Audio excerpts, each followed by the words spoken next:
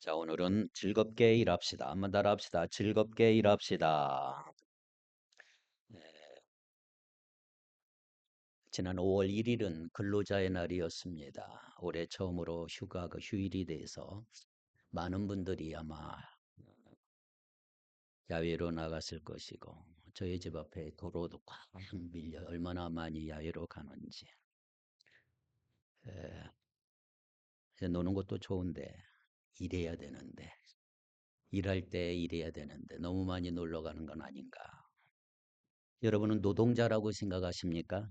저도 노동자고 여러분도 노동자입니다. 육체적인 노동자도 있고 정신적인 노동자도 있습니다. 철학자들이나 문화인류학자들은 인간을 가리켜서 노동하는 존재다 이렇게 말합니다. 노동하는 존재, 인간은 노동하는 존재다. 여러분, 동물에게도 노동이 존재할까요? 개나 고양이가 노동합니까? 동물에게도 물론 생존을 위한 노력은 있어요. 먹고 살고 생존하기 위해서 노력하는 건 있겠지요. 하지만 동물에게 어떤 의미와 보람을 위해서 일하는 것이 있을까? 제가 아직까지 우리 의미나 보람을 위해서 동물이 일한다는 것은 듣지 못하고 있습니다. 자, 그런 의미에서 노동은 우리 인간에게 매우 독특한 기능이라고 할 수가 있습니다. 인간만이 가지고 있는 기능이 노동입니다. 일한다고 하는 것. 여러분, 노동은 인간을 인간되게 만드는 힘이 있습니다. 그래서 한 신학자는 노동을 가리켜서 노동은 인간이 하나님의 형상대로 지음받은 결과다 이렇게 말하고 있습니다. 되게 중요한 말하지요. 노동은 인간이 하나님의 형상대로 지음받은 결과이기 때문에 일을 해야 된다. 왜냐하면 본래 하나님은 어떤 하나님? 일하시는 하나님. 하나님은 일하시는 하나님이에요. 하나님은 일하시는 하나님이기 때문에 저와 여러분을 어떤 존재로? 일하는 존재로 지어주신 것이죠. 자, 그렇다면 예수님은 어떤 분일까요? 예수님은 요한복음에서 이렇게 고백해요. 아버지께서 일하시니 나도 일한다. 이제 마지막에도 이제 말씀드리겠지만 결론적인 부분에서 예수님도 아버지 하나님이 일하시니 자기도 일한다. 이렇게 주님은 고백하셨어요. 짤막한 생애 동안 예수님은 열심히 일하셨지요. 공생애를 시작하기 전, 즉 30세가 되기 전까지는 육신의 아버지 요셉을 도와서 목수일을 열심히 하셨어요. 그는 노동을 이해하고 계셨습니다. 일하고 있는 것, 일을 해야 되겠다고 하는 것. 그래서 비유를 보면 예수님의 비유 속에는 노동에 대한, 일에 대한 이야기들이 많이 나타나고 있습니다. 그렇습니다. 예수님은 일하시는 주님이십니다. 예수님은 일하시는 주님이시다. 하나님은 저와 여러분에게 엿새 동안 일하라고 명령하셨어요. 그래서 우리는 일을 해야 하는 존재, 또 일할 수 있는 존재로 지음받은 줄 믿습니다. 그러나 안타까운 것은 모든 사람이 일하는 것을 즐기지는 않아요. 어떤 사람은 노동을 괴로운 일이라 그래, 괴로운 일이라. 노동이라는 한문 자체가 그것을 우리에게 알려주고 있지요. 노동이라는 노자, 괴로울 노자죠. 괴로울 노. 동은 움직일 동. 그러니까 뭐예요? 괴롭게 움직이는 거. 그게 노동이죠. 괴롭게 움직이는 거.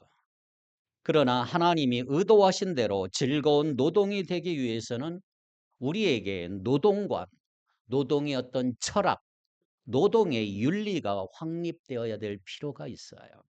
다시 말하면 긍정적인 노동관, 긍정적인 노동 윤리가 우리에게 필요한 것입니다. 그렇다면 긍정적인 노동관이 뭐냐? 긍정적인 노동관을 알아보기 위해서는 먼저 우리가 부정적인 노동관을 한번 살펴보아야 합니다. 부정적인 노동관을 바꿔 말하면 비기독교적인, 비성경적인 노동관이라고 말할 수가 있어요. 자, 그렇다면 부정적인 비성경적인 노동관이 뭐냐? 첫째는 노동을 저주라고 말하는 사람이에요. 노동은 저주다. 여러분 성경을 읽어보면 노동이 저주 같아 보이는 구절도 있어요. 자, 창세기 3장 17절 한번 볼까요? 한번 같이 읽겠습니다. 시작. 아담에게 이르시되 내가 내 아내의 말을 듣고 내가 네게 먹지 말라 한 나무의 열매를 먹었은즉 땅은 너로 말미암아 저주를 받고 너는 내 평생에 수고하여야 그 소산을 먹으리라. 선악과 열매를 불순종하고 먹었은즉 땅은 너로 인하여 저주를 받고 너는 종신토록 수고하여야 그 소산을 먹게 될 거다. 이렇게 말하고 있지요. 자, 여기서 노동이 저주라고 하는 암시를 조금 받을 수가 있어요. 조금 받아요. 그러나 여러분, 이 말씀을 잘 읽으셔야 합니다. 이 말씀을 주신 시점이 매우 중요하지요. 언제 주셨어요? 어느 시점에서 이 말씀을 주셨어요? 자, 이것은 인간이 타락한 이후에 하나님께서 타락에 대한 심판으로서 저주를 하신 말씀입니다. 그러나 중요한 것은 타락 이전에도 뭐가 있었다? 노동이 있었다는. 타락 이전에도 노동이 있었다는 것을 우리는 꼭 기억하셔야 합니다. 창세기 2장 15절. 오늘 본문이 아주 중요하죠. 범죄 이전에 하나님 인간을 창조하시고 주신 말씀. 시작. 여호와 하나님이 그 사람을 이끌어 에덴 동산에 두어 그것을 경작하며 지키게 하시고. 아멘. 경작하고 다스리며 지키게 하시고. 하나님이 인간을 창조하신 다음에 숙제를 줬어요. 과제를 하나. 에덴 동산을 어떻게 하라고요? 다스리며 지키게 했다. 다스리며 지키게 했다. 지킨다는 말은 가만히 있는 것이 아니고 동산을 가꾸고 동산을 경작한다. 노동하면서 힘을 쓰면서 땀을 흘리면서 잘 가꿔라 이 말이에요. 그러니까 타락 이전에도 범죄 이전에도 뭐가 있어요? 노동은 있었다라고 하는 것을 기억하십시오. 자, 그러면 중요한 것은 이것입니다. 인간의 범죄, 원죄, 타락이 노동에 미친 결과가 뭘까요? 한마디로 말하면 이거예요. 즐거워야 할 노동이 타락한 이후에 어떻게 됐어요? 괴로운 노동이 된 거예요. 노동은 즐거워야 되는데 괴롭게 됐어요. 타락했기 때문에. 그게 타락의 결과죠. 타락의 결과는 노동이 힘든 거예요. 괴로운 것입니다. 우리가 죄를 범했기 때문에 죄의 영향으로 타락한 인간이 즐겁게 일을 하지 못하고 괴롭게 일을 하게 된 것입니다. 타락했기 때문에 일을 하게 된 것이 아니고 타락 이전에도 일은 있었는데 타락했기 때문에 즐거워야 될 노동이 괴로운 노동이 되어버리고 만 것이죠. 그러니까 여러분이 일을 하다가 짜증나고 괴로우면 원망하지 말고 무슨 생각을 해야 돼요? 내가 타락한 결과구나. 죄의 영향이구나. 이렇게 생각해야지. 남편 원망하지 말고 아내 원망하면 안 돼. 아, 죄 때문에 타락해서 힘들구나. 그렇습니다. 저와 여러분은 구원을 받았습니다. 구원은 회복입니다. 구원을 내가 받았다면 하나님의 창조의 뜻을 이해해야 된다. 이해해 가야 된단 말이에요. 이해해 간다. 왜 나를 만드셨는가? 그렇다면 우리가 구원받은 자로서 하나님과의 관계 회복 속에서 용서받은 자로 새로운 삶을 살기 위해서는 어떤 변화가 있어야 하느냐? 구원받은 자의 증거 중에 하나가 뭐냐 이 말이에요. 괴로워야 할 노동이 즐거운 노동으로 바뀌어야 된다 이 말이에요. 바뀌어야 된다. 즐겁게 일해야 된단 말이에요. 정말 우리가 구원받은 사람이라면 가사 노동을 하면서 어떻게 달라져야 돼요? 즐겁게 일을 해야 돼. 즐겁게. 또 직장 생활을 할 때에도 즐겁게 일을 해야 돼. 집안일 할 때에도 즐겁게 청소해야 돼. 노동은 저주라고 하는 생각이 이제 바뀌어야 된다 이 말이에요. 그래서 오늘 우리가 성경적 노동관을 가지려고 하면 노동은 저주가 아니고 뭐다? 오히려 축복이다. 이런 생각을 갖기를 바랍니다. 두 번째 부정적인 노동관은 뭐냐? 노동은 돈을 위해서 한다는 생각을 하는 사람이 많아. 이건 굉장히 부정적이죠. 물질적인 노동관, 물질적인 노동. 물론 우리가 먹고 살기 위해서 일을 해야 돼요. 그러나 우리는 생존만을 위해서 일하는 존재는 아니에요. 우리는 하급, 저급 동물이 아니란 말이에요. 그것이 대단히 중요합니다. 우리 그리스도인의 존재의 목적, 삶의 궁극적인 목적, 사람의 제일 되는 목적 뭐예요? 하나님의 영광을 위해서. 고린도전서 10장 31절을 다 같이 읽겠습니다. 시작. 그런즉 너희가 먹든지 마시든지 무엇을 하든지 다 하나님의 영광을 위하여 하라. 아멘. 정말 내가 구원받은 그리스도인이라면 그릇 하나를 닦더라도 청소를 한다 할지라도 하나님의 영광을 위해서 닦는다면 일에 대한 생각이 달라질 거라 이 말이에요. 하나님의 영광을 내 지금 하는 것이다. 중세시대에 큰 성당 건물을 짓기를 시작하는데 건축 현장 바로 옆에 채석장에서 3명의 인부들이 열심히 돌을 깎고 있는 거예요. 지나가는 길손이 이렇게 물었습니다. 당신들은 지금 뭘 하고 있나요? 그러자 첫 번째 인부가 이렇게 말해. 보면 몰라요. 돌 깎고 있어요. 돌. 두 번째 인부는 무엇 하냐고요? 나 지금 돈을 벌고 있어요. 돈을 벌고 있어요. 세 번째 인부는 말합니다. 저는 지금 하나님의 집을 짓고 있습니다. 하나님의 집을 짓고 있습니다. 똑같은 작업 현장에서 똑같은 일을 하는 세 사람이지만 이 세 사람의 사고와 생각과 태도는 얼마나 다릅니까? 돌 깎는 것보다 돈을 번다는 것이 조금 나을지는 모르지만 궁극적으로 하나님의 영광을 위해서 한다는 것이 중요합니다.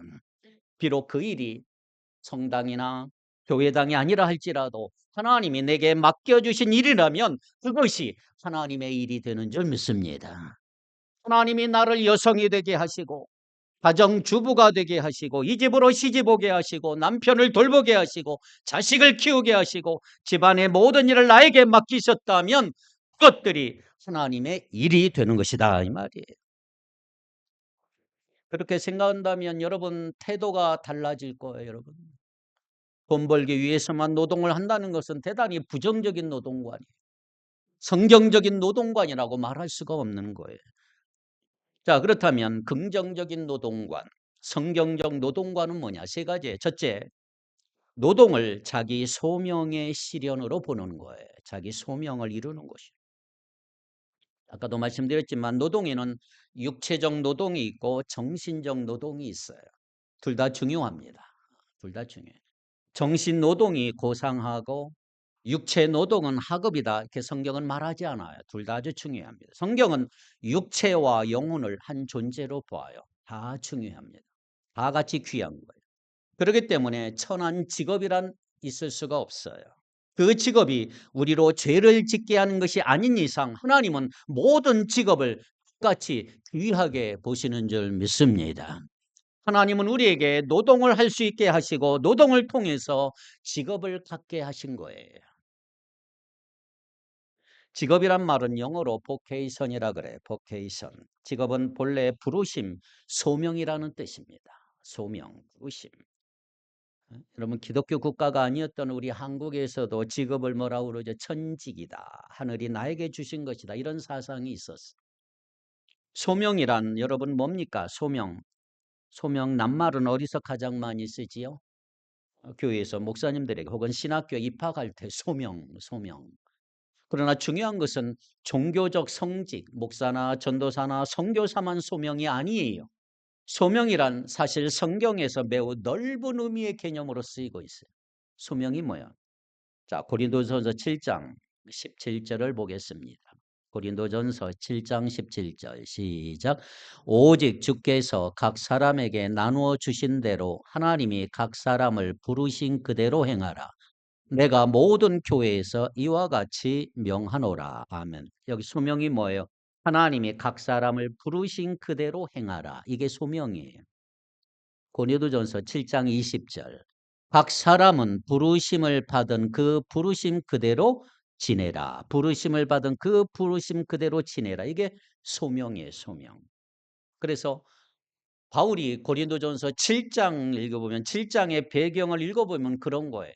결혼할 것인가 말 것인가. 기혼으로 살 것인가 독신으로 살 것인가의 질문에 대하여 바울의 대답은 뭡니까? 부르심을 받은 그대로 지내라. 네 소명대로 지내라.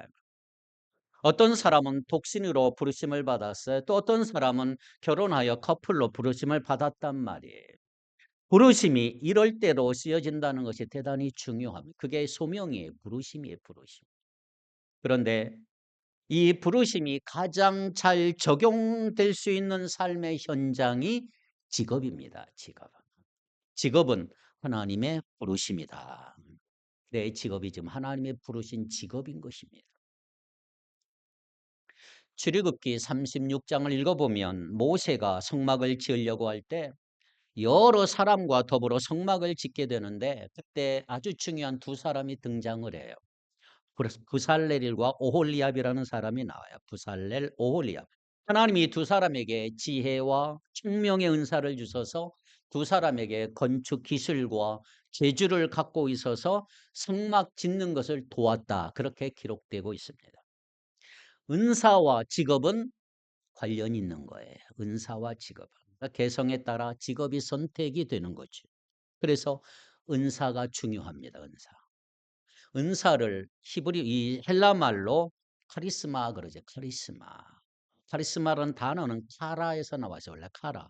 카라라는 말은 단어의 어근이 뭐냐 하면 기쁘다. 기쁜 뜻이에요. 기쁨. 기쁨.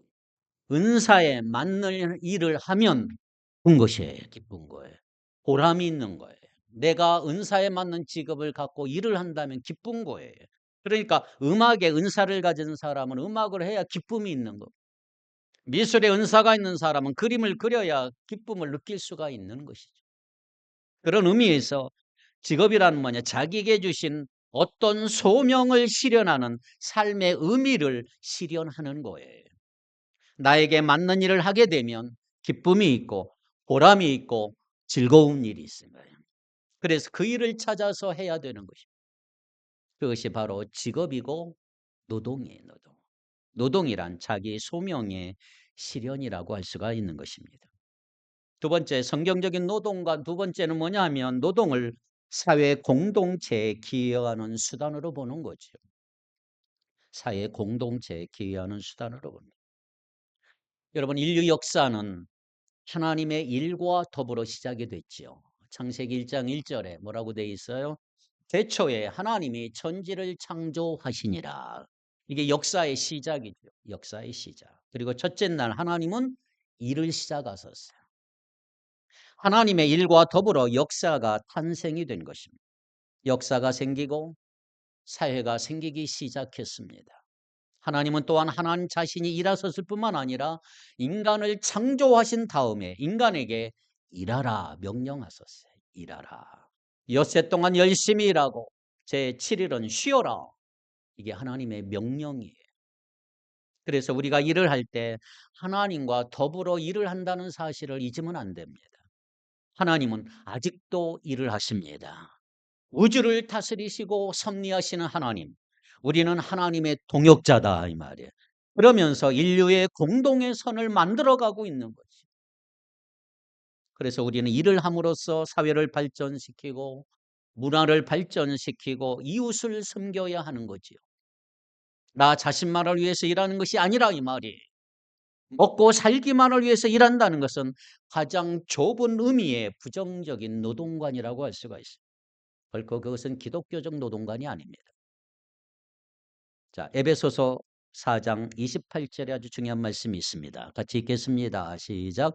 도둑질하는 자는 다시 도둑질하지 말고 돌이켜 가난한 자에게 구제할 수 있도록 자기 손으로 수고하여 선한 일을 하라. 아멘. 자, 묻습니다. 제 손으로 수고하여 선한 일 하는 목적 중에 하나가 뭐라고요? 구제하기 위해서, 선한 일 하기 위해서라.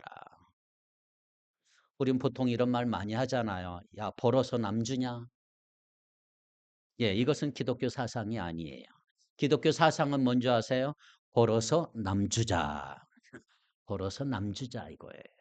나만 먹고 살기 위해서 버는 게 아니고 남을 주기 위해서 우리는 버는 거예요. 물론 어느 정도 나를 위해서 먹고 살아야 하지만 하나님이 내가 필요한 것보다 더 많이 주셨다면 그걸 가지고 구제하라, 선한 일 하라 이 말이에요. 여러분 사업도 이웃을 구제하고 사회를 밝게 만드는 목적으로 해야 되겠지요. 사업에서 내가 돈을 실컷 벌어보자가 아니고 내가 많은 사람들을 회사에 고용해서 그들의 복지를 도모하게 되면 그것이 사회 속에 기여하는 거예요. 그래서 기독교 사업가들이 그런 마음을 가지고 사업을 하면 이 사회가 달라질 점 있습니다. 이게 기독교적인 노동관이라고 말씀드릴 수가 있죠. 제가 신우회 예배를 가끔 드리는데 종종 이런 질문을 받아요. 목사님, 기독교인들이 노조에 가입해도 되나요? 여러분 어때? 노조에 가입해도 됩니까? 물론 성경에는 그에 대한 해답이 없어요. 노동조합처럼 단체 행동을 금지하는 것 같은 인상은 없습니다.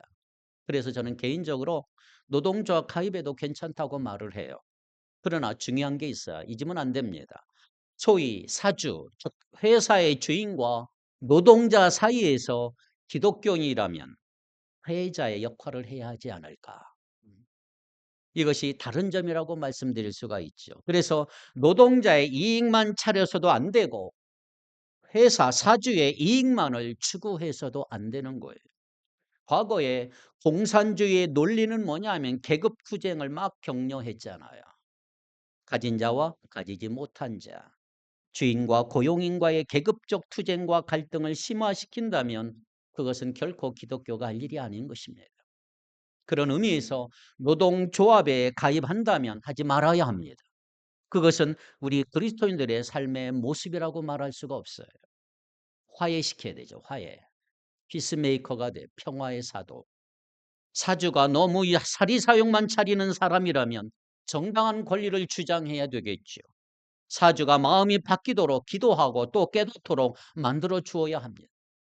그러나 일방적으로 노동자들의 이익만 추구해서도 안 되지요. 노동자들의 이익만을 추구하다 보면 그럼 어떤 현상이 나와요?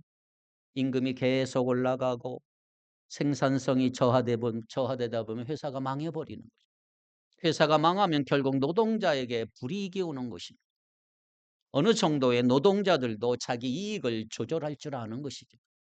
중간에 설 줄 아는 것이 바로 노동조합 그리스도인들의 태도라고 말씀드릴 수가 있지요. 균형을 벗어나면 다 잘못될 수가 있는 거예요. 성경은 그런 균형을 아주 잘 강조하고 있습니다.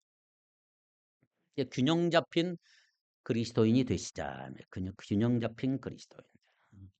성경에 노조에 대한 직접적인 얘기는 언급되진 않지만 아주 깊은 이야기가 하나 있어요. 누가복음 3장 14절 말씀을 한번 읽어볼까요? 누가복음 3장 14절 시작. 군인들도 물어 이르되 우리는 무엇을 하리까 하매 이르되 사람에게서 강탈하지 말며 거짓으로 고발하지도 말고 받는 급료를 족한 줄로 알라 하니라. 아멘. 자, 이것은 세례 요한이 자기에게 세례를 받으러 오는 사람들에게 주었던 메시지예요. 요한이 그런 설교를 하니까 군병들이 그러면 자기들은 어떻게 행동을 해야 되는지를 요한에게 물어봤어요. 요한은 관리자에게 관용하는 태도를 강조했고 마지막에는 받는 봉급을 족한 줄로 여겨라. 그렇습니다. 우리 그리스도인들에게는 균형이 필요한 거예요. 균형이. 그래서 내가 회사의 주인이든 노동자 입장에 서 있든 더불어 함께 밝은 사회를 만들어 가는 거, 더불어 함께 이 사회의 선을 이루어 가는 거, 이것이 우리 그리스도인들의 삶의 태도인 줄 믿습니다. 그걸 위해 직업을 주신 거고 노동을 주신 거예요. 노동. 세 번째 성경적인 노동관 뭐냐? 직업을 하나님의 영광을 드러내는 수단으로 생각하는 것입니다.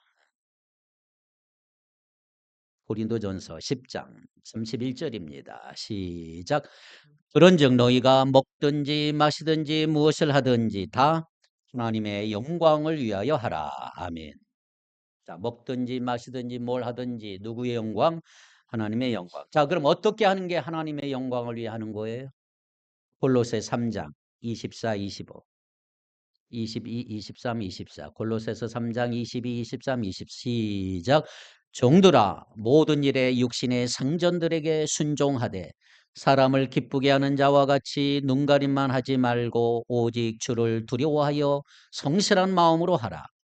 무슨 일을 하든지 마음을 다하여 주께 하듯 하고 사람에게 하듯 하지 말라. 이는 기업의 상을 주께 받은 줄 아나니 너희는 주 그리스도를 섬기느니라. 아멘. 하나님의 영광을 위해서 일한다는 것이 어떻게 일하는 것인지 가장 잘 보여주고 있는 거예요. 자, 뭐라고 그랬어요? 하나님의 영광을 위해서 일한다는 것은 사람을 기쁘게 하지 말고 하나님을 기쁘시게 하라. 하나님을 우리 의식 속에 집어넣고 일을 하라 이 말이에요. 늘 하나님 무엇을 기뻐하실까? 이렇게 말하는 사람 전 종종 봤어요. 야, 너 일한다고 월급 더 주냐? 여러분, 우리는 주인을 보고 일하는 사람이 아니라 하나님을 보고 일하는 사람이다. 무슨 일을 하든지 마음을 다하여 주께 하듯 하고 그 일을 잘 감당하셔야 합니다.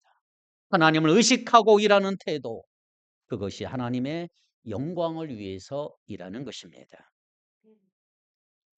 미국의 흑인 인권 운동가인 마르틴 루터 킹 주니어 목사님이 한 번은 미국의 수도인 워싱턴에서 쭉 길을 가다가 젊은 흑인 청소부 하나가 청소하다 말고 청소 도구를 딱 팽겨둔 이제 막 욕을 하는 경우를 봤어요. 싫은 거죠. 청소하는 게 싫은 거죠. 그때 이 목사님은 그 청소부 곁에 조용히 가서 손을 잡고 이렇게 말했다고 그래요. 형제여, 그대는 하나님이 그대에게 맡겨주신 지구의 한 모퉁이를 하나님의 영광을 위해서 쓸고 있다는 자긍심을 가질 수 없겠는가? 너는 지금 지구의 한 모퉁이를 쓸고 있는 거야. 좀 자부심을 가져라. 같은 흑인끼리 말이죠. 여러분, 하나님의 영광을 위해서 일하는 삶의 태도를 잘 보여주는 이야기라고 할 수가 있습니다. 자, 그러면 우리가 하나님의 영광을 위해서 어떻게 일해야 되는 게 하나님의 영광을 위해 일하는 것이냐?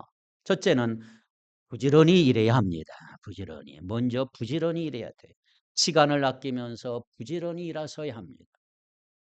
데살로니가후서 3장 10절. 데살로니가후서 3장 10절 시작. 우리가 너희와 함께 있을 때에도 너희에게 명하기를 누구든지 일하기 싫어하거든 먹지도 말게 하라 하였더니, 일하기 싫거든 어떻게 하라? 먹지도 말라. 잠언 6장 6절을 볼까요? 잠언 6장 시작. 게으른 자여 개미에게 가서 그가 하는 것을 보고 지혜를 얻어라. 지혜를 얻어라. 오늘날 많은 젊은이들이 3D 직종을 피하잖아. 요즘에 3D. D가 뭐지요? 더러운 일, 위험한 일, 어려운 일을 3D라고 그래요. 대부분 이 세 가지 직종을 안 하려고 그러지요. 외국 사람들을 데려다 지금 하고 있잖아요. 위험하고 더럽고 어려운 일들. 달러가 해외로 지금 나가고 있는 것입니다. 기독교 윤리는 그게 아니에요. 여러분, 그런 일도 기쁨으로 감당하셔야 합니다. 하나님이 나에게 그 일을 맡겨주신다면 성실하게 하겠다고 하는 마음의 자세, 부지런히 열심히 일하셔야 합니다. 특별히 우리 개신교 노동 윤리는 뭐냐면 그리스도인들의 근면한 정신으로 오늘날의 근대 산업 사회를 발전시키는 아주 중요한 요인이 됐어요. 근대 복지 사회가 가능할 수 있었던 것은 우리 기독교의 윤리 영향이라고 말씀드릴 수가 있는 거지요. 요즘 사람들은 일을 안 하려고 하는 것이 문제죠. 일을 잘 안 하려고 하는 것. 일을 하면 여러분 건강해집니다. 몸은 움직일수록 건강해지는 거예요. 마음도 마찬가지잖아요, 여러분. 정신도 자꾸 쓸수록 건강해지고 뇌도 쓸수록 더 건강해지고. 여러분 노는 것 좋아하고 가만히 있으면 계속 살만 찌고 늙어가 버려요. 금방 늙어. 제가 해보니까 먹고 가만히 있으면 늙어져. 속이 늙어져 가요. 운동도 일이다 이 말이에요. 운동도 부지런히 움직이는 거죠. 운동할 때 즐겁게 하면서 운동 아닌 것을 하라고 하면 괴롭게 하는. 자꾸 육체를 써야 건강해지는데 심장을 박동시키고 열심히 일을 해야 몸이 건강해지는데 잘 그렇진 못해요.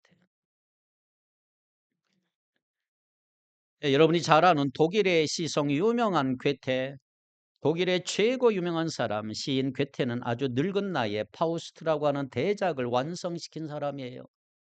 저 중학교 때 이 파우스트 읽느라고 얼마나 힘들었는지 얼마나 어려운지 이걸 읽었어요. 어쨌든 파우스트는 대작을 완성하고 며칠 만에 죽었어요. 사람이 일을 놓으면 금방 죽어요. 일을 할 때만 건강한 거예요. 은퇴한 사람도 일을 만들어서 막 하세요. 자기 일이 있어야 된다. 자기 일. 마땅한 할 일이 없으면 나가서 마당에서 자꾸 마당에나 쓸고 교회 와서도 일해야 되고, 미국 사람들은 은퇴하면 자발적인 일을 많이 해요. 자원에서. 자원봉사 정신이 발달했어요. 우리 한국에서는 아직 자원봉사 철학이 없죠. 요즘에 많이 나아졌지만 기독교의 진정한 정신이 없는 것입니다. 제가 미국 교회 가서 놀란 일이 있어요. 미국 플로리다에 어떤 큰 교회에 있어요. 교회 직원이 300명이에요. 교회 직원이 300명인데 150명은 돈을 받는 유급 직원이에요. 그리고 150명은 무급직, 돈을 안 받는 직원이에요. 그런데 자원봉사자들이 150명 자원봉사자들이 돈 받는 직원과 똑같은 시간에 똑같이 출근해요. 나이가 많아서 조금 일찍 은퇴하신 분도 똑같이 출근해서 똑같이 퇴근해요.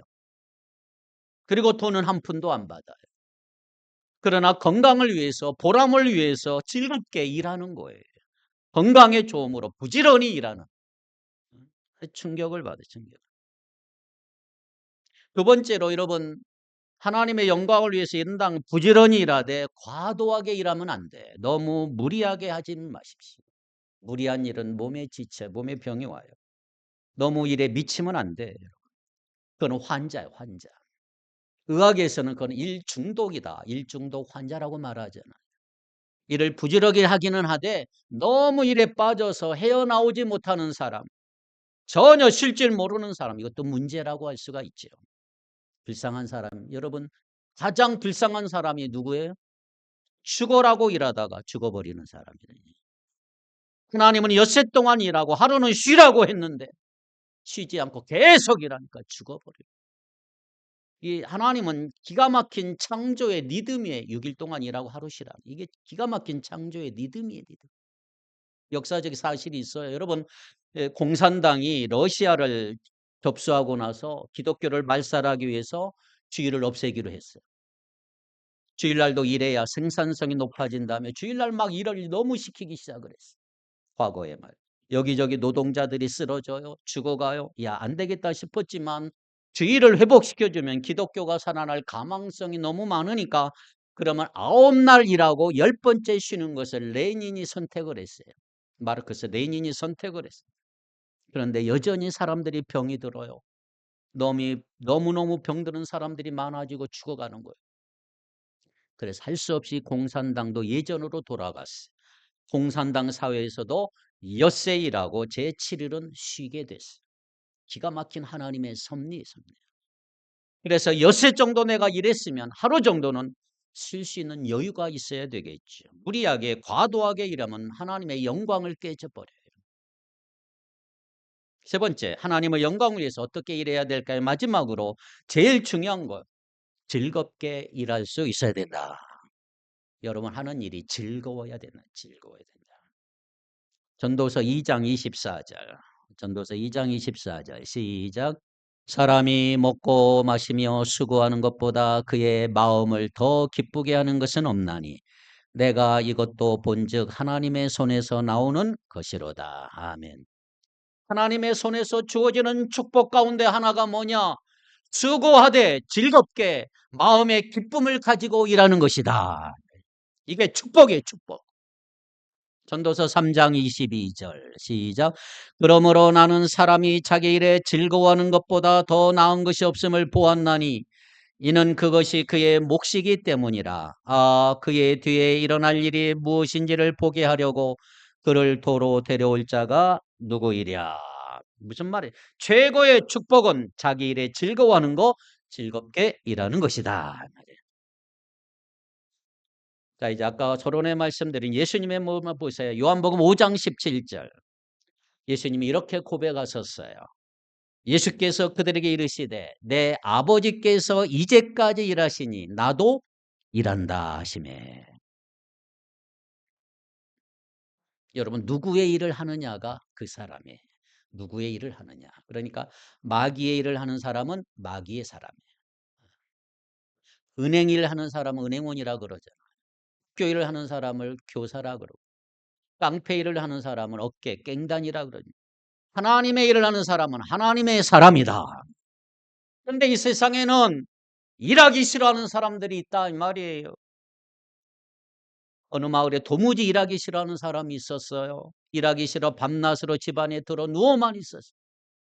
먹을 것이 없어 죽게 되었는데도 그냥 방 안에만 누워 있어요. 동네 사람들이 불쌍히 여겨 먹을 것 갖다 주어도 게을러서 자기가 떠먹지를 않는 거예요. 그래서 동네 사람들이 가끔 가서 먹을 것을 입에 넣어줬어요. 입에. 그 정도로 게을렀어요. 이 동네 사람들이 지쳤어요. 그래서 동네 사람들이 회의를 해 산채로 파묻어 죽이자 그래. 버머리와 같은 존재 합의해 가지고 산에 묻으러 갔습니다. 지게에 메고 산으로 올라갔어요. 어떤 사람이 지나가다가 이 모습을 본 거예요. 아유, 아무리 게으르다고 생사람을 죽일 수가 있겠어. 내가 콩을 주어서 콩을 먹이며 살려보겠어. 그런데 지게 위에서 태연하게 눈을 감고 있던 그가 이렇게 말합니다. 나에게 줄 콩이 깡콩인가요? 안 깡콩인가요? 이렇게 게으른 사람이 이 세상에 실제로 존재한다 이 말이에요. 여러분, 하나님은 우리를 놀이터로 보내지 아니하시고 일터로 보내세요. 첫 번째 사람 아담은 에덴 동산 안에서 창조되지 아니하고 밖에서 창조돼. 그러나 최고의 아름다운 동산 에덴 동산으로 이끄시고 이렇게 말씀하지 않았어요. 야, 너 즐겨라, 놀아라, 낮잠 자라, 여행하거라. 대신 이렇게 말씀하셨어요. 생육하라, 다스려라, 번성하라. 아담은 그 큰 에덴 동산을 다스리고 생육하고 번성에 대한 일터로 부여받으며 에덴 동산에 들어갔어요. 에덴 동산은 놀이터가 아니고 일터라 말이에요. 일터라.